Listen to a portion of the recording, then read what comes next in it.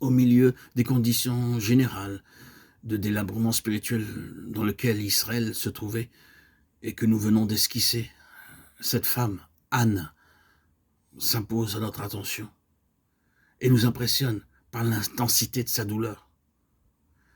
Ce qui se passait dans son cœur, l'histoire l'a enregistré et les textes l'ont fixé. Ce n'était pas simplement la nature en elle qui protestait, il y avait quelque chose de plus que cela. Son mari avait 2 femmes, c'est vrai, et l'autre avait des enfants, tandis qu'elle-même, Anne, n'en avait pas. Mais quelles que soient les apparences, la cause de son angoisse n'était pas tout entière là.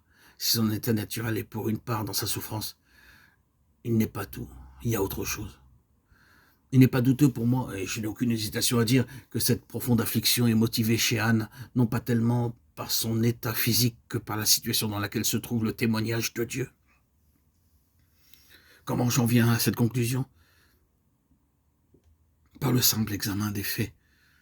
Voici une femme qui, sur le plan naturel, est incapable d'avoir des enfants. Et lorsqu'en réponse à la prière, par un acte de Dieu, le plus grand désir de sa vie est satisfait, il se passe plusieurs choses étonnantes. D'abord, il nous est dit qu'elle sevrera son enfant. Nous lisons à propos de Sarah dans la Genèse, lorsque l'enfant fut sevré, mais il est précisé ici qu'Anne sevra son enfant.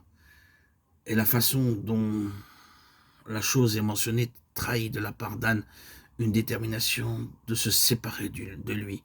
Du reste, c'est ce qu'elle fait. Aussitôt après l'avoir sevré, elle le prend, le conduit à la maison de l'Éternel et le laisse là. Comment s'expliquer une telle manière de faire si cette femme a désiré cet enfant pour sa propre satisfaction? Les pensées et les sentiments qui sont naturels au cœur de la femme et de la mère s'insurgent contre la manière de faire d'Anne, à moins qu'il n'y ait tout au fond de son cœur un mobile capable d'imposer silence aux voix de la nature. Comment, après avoir été méprisée pour sa stérilité, après avoir été pendant si longtemps la risée de tous, après avoir subi tant de sarcasme de la part de ses compagnes, elle a maintenant de quoi répondre victorieusement à ses avanies. Elle peut triompher, le cri de son cœur a été entendu, l'espoir de toute sa vie est enfin réalisé. Et elle y renoncerait tout aussitôt? On ne peut pas concilier les deux choses à moins de faire intervenir un autre facteur. Et cet autre facteur ne peut être que le souci qu'elle a du témoignage de Dieu.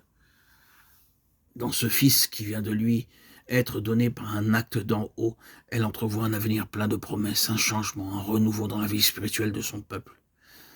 Il y a eu dans son épreuve prolongée quelque chose d'aigu qui l'a approché de Dieu et a mûri en elle le sens des intérêts divins.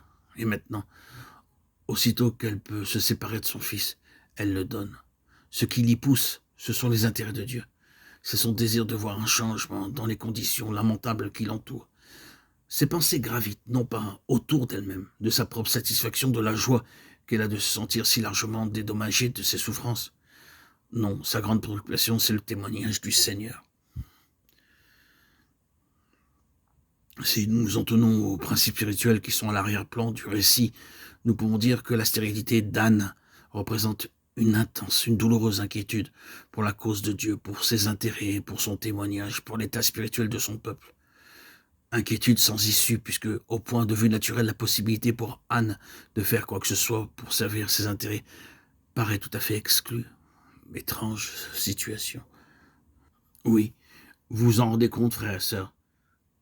Quelques-uns d'entre vous, tout au moins, vous réalisez que Dieu a peut-être les yeux sur nous pour nous charger à notre tour de ce grand fardeau, ses intérêts, son témoignage.